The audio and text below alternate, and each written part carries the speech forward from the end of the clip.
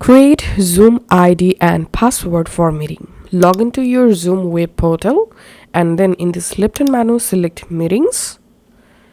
From the meeting window, click on Schedule a meeting. Add your meeting headline or topic and select here your meeting scheduling date and your meeting scheduling time. Select here AM, PM, and you can also set here a meeting duration and select here your meeting time zone.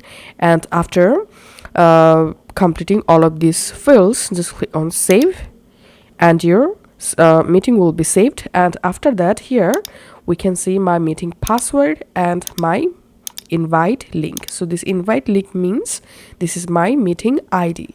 Now you can easily share this meeting ID or link and your meeting password to invite someone, and they will be able to easily join to the meeting using this invitation link and this meeting password.